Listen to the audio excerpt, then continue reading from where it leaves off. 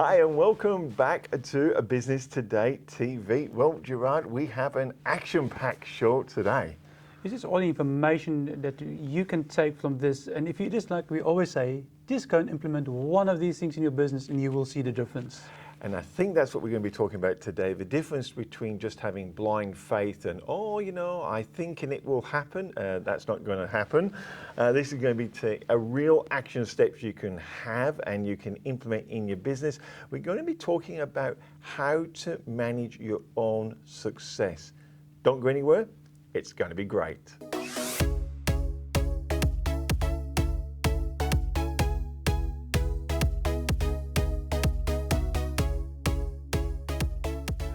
Well, here we are, another show, Gerard, right here on Facebook, broadcasting everywhere and all through African countries. Oh, we've got 25 countries in Africa we're in now.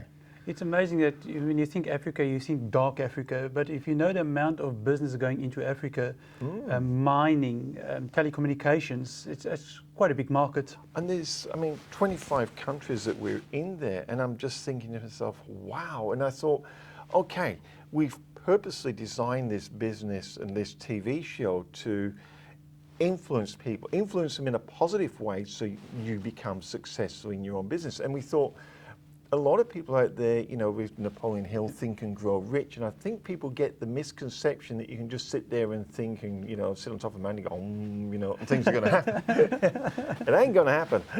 There's a thing called action. You must take action. And that's why there's so many people out there that's got these great ideas.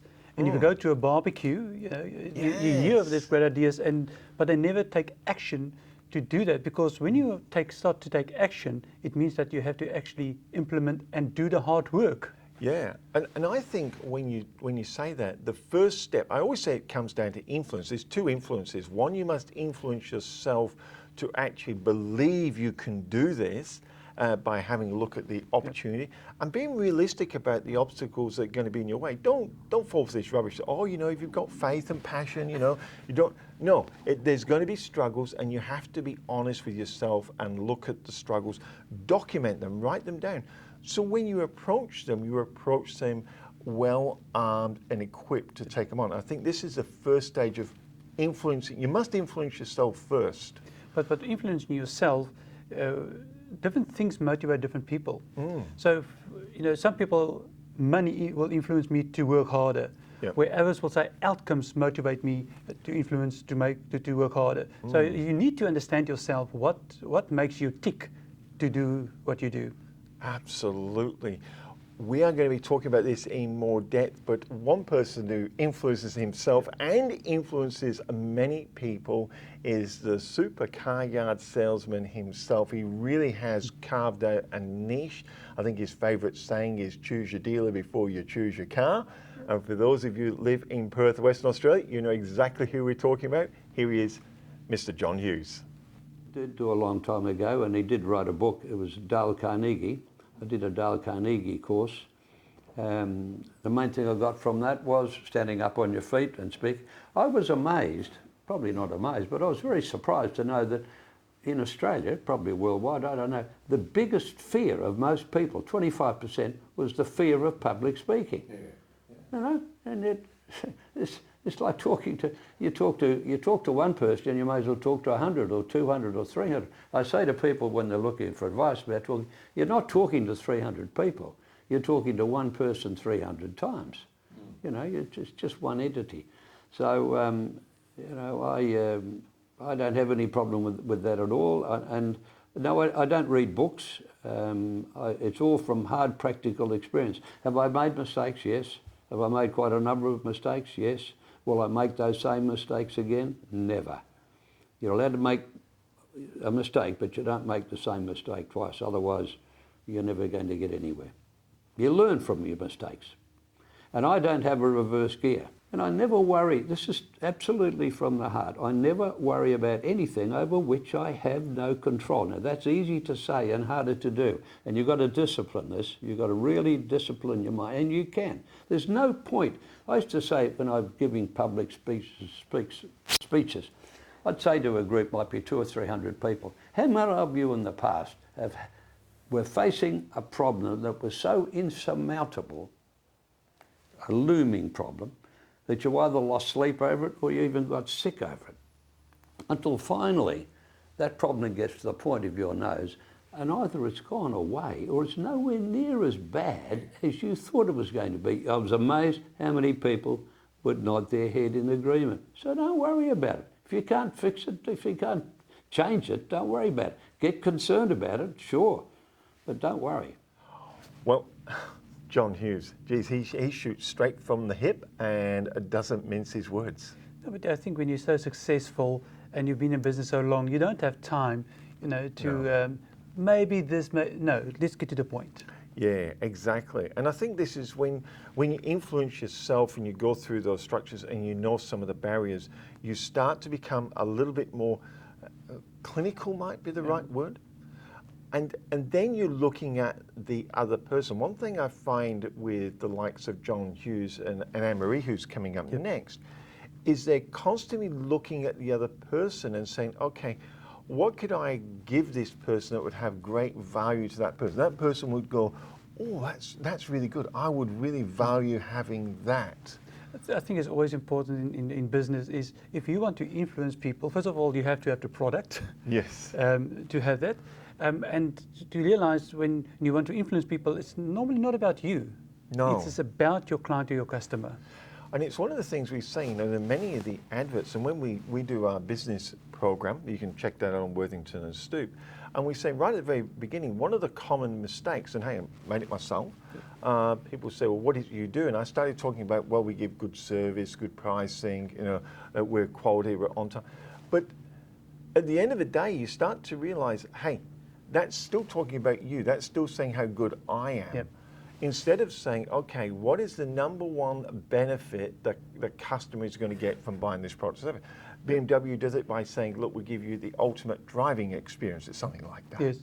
Other people say it's a family dining experience. That's now about me. If I love driving cars, I'm going to get BMW. If I want a family dining experience because, I go out for dinner with my family, they reframe their propositions into making it, what's the biggest number one benefit if my customer deals with me, does my customer get? And you've done that when you had the huge hearing aid company in South Africa. You changed the company's focus from internally looking to externally looking. And people will start to know you that you do that. And once people start talking about you, that you care about their needs, they become your ambassadors.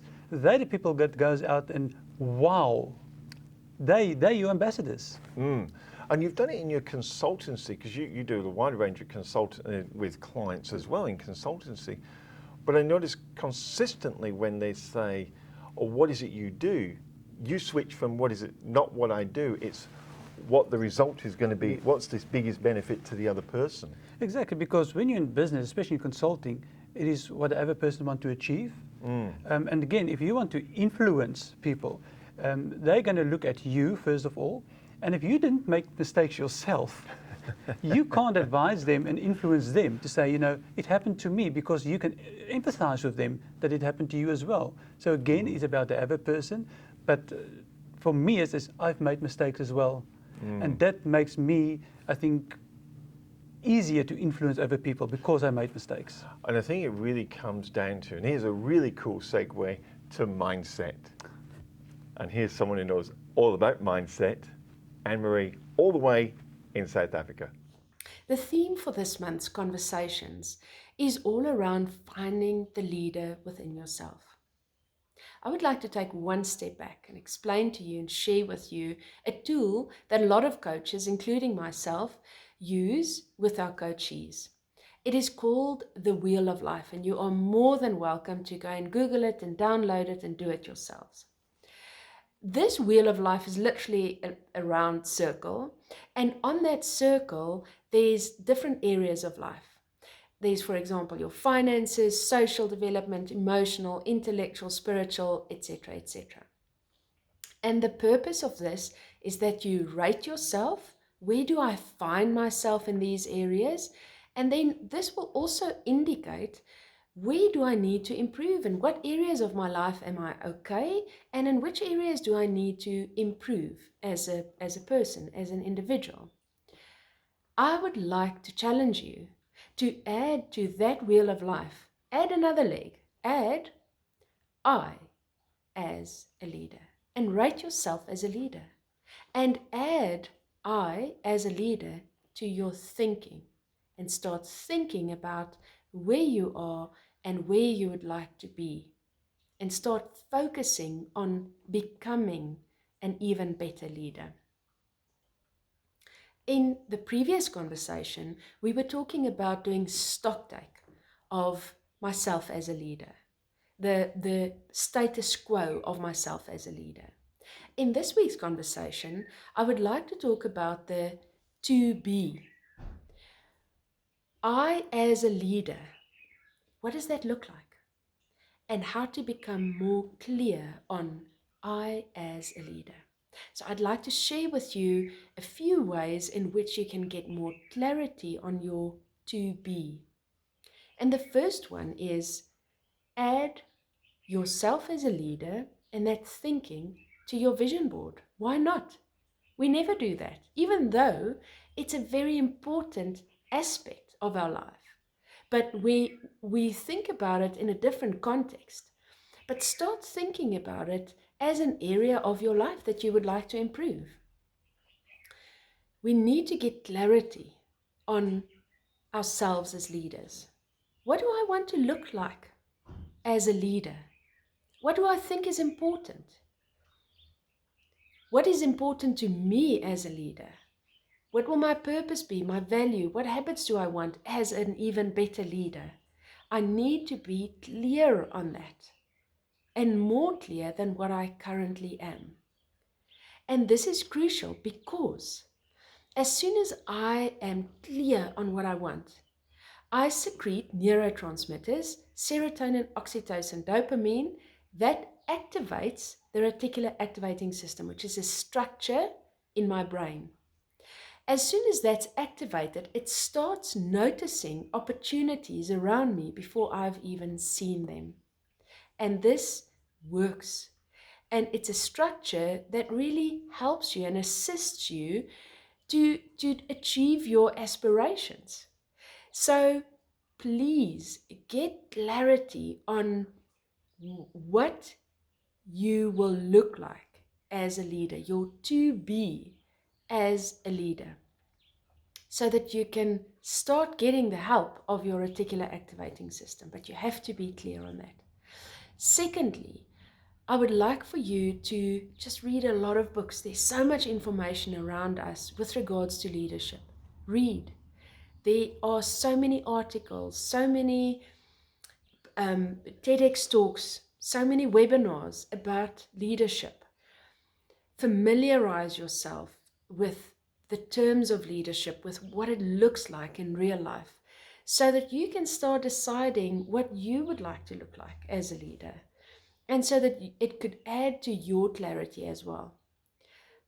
I would like to share with you quickly, at some point I was at a course and the guy said, be careful that it doesn't become shelf knowledge. And I thought it was a mistake. But what he meant is that all this self-knowledge, if you don't apply it, it becomes shelf knowledge because you never do anything with it. So make sure that when you do read a book, take one thing from that book and apply it to your life. When you do a webinar, take one thing from that webinar and make sure that you apply it. Don't make notes of the whole thing and then you just file those notes, because then it didn't help you much, because you will forget. You have to be practical about this journey of yours. So remember that you have to be clear on you as a leader. So download your wheel of life, become clear on your to be, what you want to be, who you want to be as a leader, and go for it. If you do have a coach, please bring that coach in on this journey as well, because it really helps you with the accountability and with the challenges. It really is important to have a coach on your side during this journey. So all the best, and enjoy this journey as well, because it's fun.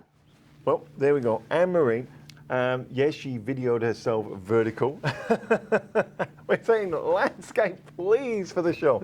But there you go. Hey, but how many times have you done something and said, oh, you know, and started to cry or panic, instead of just going, hold on, what is the objective? The objective is to deliver great content. Who cares if it's done vertical? I mean, we'd like it done horizontal, but you know, before you all write in and go rah, rah, rah, just stop and go, what was the objective of that? To give you great knowledge, great insights, great practical tools. When it delivers that, you know, it's not about trying to tick all the boxes. That is the thing. When you want something to be 100% before you launch, you will never launch a product. No. I had a consult last week where the person said, I thought about it and you stuck in my head to say, don't wait until it's 100%. So she actually just wrote a blog and just sent it. Yeah. You know, and said, I've done it. Don't wait. You know, and I love yachting. You just reminded me, and I can't remember her name. I will look it up. And she and her husband wanted to sail around the world. And they were constantly saving for the size yacht that they wanted. In the end, they went, oh, why don't we just go smaller and go now? Why don't we just go smaller and go now? So if you've got a business and you're waiting because you want to tick all the boxes to get it right to there, why don't you just go smaller and go now? It really, we're going to talk in the next segment a little bit more about self-management. Yeah. But self-management is you can talk about self-management for weeks and weeks and weeks. But for me, it's first of all, know yourself and be honest with yourself. We lie to ourselves so many times. Yeah. And I think if you're honest to say, you know what, I do not have the capability, for example, for IT, I need help. People are so scared to ask for help in their business. And that is what this is about, is to give you some of the tools and to help you. And I think people have been along the journey, like the next commentator that's coming in, Andrew Ford, he's been along the journey. And what I find is he's highly successful and yet so generous in just giving back. He is so generous in his information, and you can call him anytime and he will pick up his phone and answer your question. Here he is, Mr. Andrew Ford. So when people do goal setting, what are your rules about what you think is a good goal, and how do you know if something's going to be a good goal to go for or not? Yeah, well, they say the SMART, don't they? Specific, measurable, realistic, timely. So, excuse me. I think if it's a personal goal, if you really truly believe you can achieve it, great, go for it. And just go work your ass off to get there. But I think, again, a lot of the problems that people set unrealistic goals. Well, they say, I want to get out of debt and I'm going to do it by next year. And no matter what the maths worked out to you, you're never going to be able to do it in 1 year. So almost before you've begun, you're almost going to fail. And it won't take long before you realise that, and then you've dropped the whole goal. As opposed to saying, okay, I want to pay down 25% of my personal debt, for example, or credit card debt, whatever the case may be. It's a much more realistic and a timely and smart goal. So you run it through that little equation and go, that is achievable. It's not going to ruin the rest of my life, but I'm going to get out of the situation I'm in if that was the situation you were in. So I think making them achievable and breaking down a big goal into little bits along the way. And then when you get to that first little section, reward yourself, pat yourself on the back. Yeah. Buy whatever you want to buy to reward yourself, because then you're more likely to continue on and ultimately get to that end goal. I know. I've often said if you get a goal, if you can't break it down to steps, then you obviously don't understand how to get there. So it's probably one you should just push to one side. Yeah. But it's interesting. I talked to you like yourself, and we talked to John Hughes, and something about all your goals is they've got this intrinsic, almost, if it doesn't inspire you, and you don't go, oh, I like that idea, you tend not to move in that direction anyway. Yeah, I think it's probably prudent, because unless you've got that drive and that real, like, if it's someone else's idea and I just think it's a bad idea, clearly, personally, I'm not going to devote much time, even if I say I'm going to going to do it, and I think I'm going to do it. Deep down, you know you're not. You're always going to prioritise other things, so it's almost destined to failure before it began. So as an entrepreneur, I think you just really, if it doesn't feel right, you again listening to your gut. And if it just doesn't float your boat, then you're really wasting your time. Go on to something that does float your boat and get you excited. Yeah. I wanted to ask you that because I know you run for that. You trust your gut, and you know red flags and people say, "Oh no, you got to be a bit more analytical." But I know you're analytical, but you always go, "If I get that red flag or that feeling." Most of the time I do anyway. So. Yeah, well, we're all guilty of it. Or go against it. You must be wrong. Yeah, exactly. But it was interesting when goal setting, when I've talked to yourself, and we talked to Hellier, and we talked to John Hughes, you all seem to have that in you. This has got to inspire me. This has got to make me passionate. No matter how good the goal may seem or look to other people, if it doesn't get you, it doesn't get. That's right. And I think everyone should reflect on that too. Again, another mistake is that they set goals that maybe other people want them to achieve, be that weight loss or whatever, give it smoking. And if you don't really want it, then you're just not going to get there. It's just human nature. We're all wired the same way, Michael, aren't we? Yeah. And is that when we talk goal setting and future planning then? So when you're future planning, that's what Andrew Ford looks at. He's going, oh, I'd really, that gets me if I get there. Yeah. Is that where it all starts for you? Yeah, it does, yeah. And it still puts that fire back in your belly to, you know, when it's 6 o'clock and you just want to sign off for the night, you might do that extra hour because you knew you had to do, you know, this part of the project this week. It's now Thursday or Friday. I've just got to get it done in order to keep progressing towards the end. But, yeah, I think really listen to your heart. And if it doesn't feel, if it just doesn't resonate, it's probably not the right thing to do. Andrew Ford, Ford and Doonan, and Express Fitness. Thank you. Well, there we go. I never get tired of talking to Andrew. Got so much knowledge stacked away there. But I've said it before as well, is that every time after I've listened to him, there's one thing that I realized that I know about it, but I forgot about it. Yeah. And I actually need to go and revisit that to implement. One thing I find about all the people that come on the show and talk, and all the successful business people we talk to, and same in our business club, we start shifting away from to-do lists and to-be lists. If you look at these successful people, success leaves clues. The character trait leaves clues. And if you can start writing down these character traits, it will help you in your own self-management.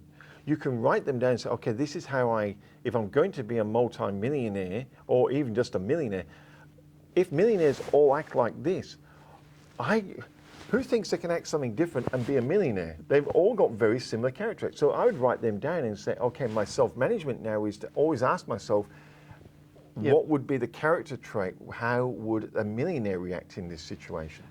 But because it's new and it's maybe not part of your comfort zone, it might take a bit of effort. For example, to get up a half an hour early in the morning and listen to a podcast or read a business book. If it's not part of your daily schedule, it will take a bit of effort. It can take up to 66 days to form that new habit. Yeah, and so when we're talking about self-management now, it might seem a bit tough, and you might think, oh, it's meant to be easy. No, not always. Sometimes these new habits do make it a little bit uncomfortable, but by doing them regularly, and not doing 20 at once, but just by picking your top 2 or 3, go, this is how I'm going to be, this is going to be my self-management. I'm going to pick 1 or 2, and that's what I'm going to implement over the next 60-something days, and then pick another 2. And by the end of the year, you've got a nice armory of the top characteristics built into your DNA that will pull you towards the success that you're really after. But also, after you've done it for a year and you look back on the year, you will see the growth in yourself. And you know what? You will influence more people. Absolutely. One lady who's been down that journey, very successful, Miss Hellier Singh. What fascinates me, we talk about finding your inner purpose and attaching it. Some people call it a why and things like that. But you attach it, and then you would think you're going to now be motivated and have all that and have the willpower and be able to do it. And yet people still, the ones that are successful, still have people like yourself as their coaches. Why is that? And the most successful people in the world, Warren Buffett, all of them, have got people like yourselves in the background as their coaches. Well, we all have seen all these great athletic people that they have coaches. Yes. And their coach doesn't mean their coach needs to be a best runner or a best basketball player and stuff. And when I say I'm a wealth coach, it doesn't mean that whoever is my client, I should make more than them in order to help them.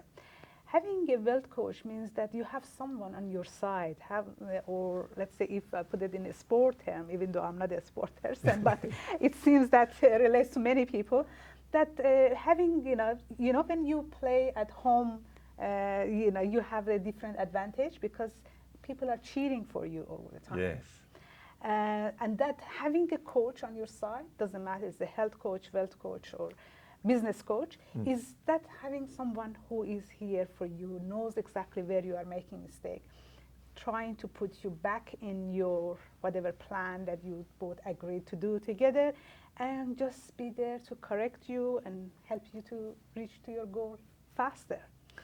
It strikes me, and obviously knowing you for quite some time, that when you look at selecting a coach like yourself, obviously the first thing you're doing is their credibility. Are they competent in what they do? And with your multiple awards and running a business, and congratulations on your latest national award as Thank you. well, in community, which is the giving aspect of you, which is absolutely enormous.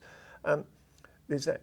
But then the second part that I do pick up when I talk to you is you always have your clients' interests.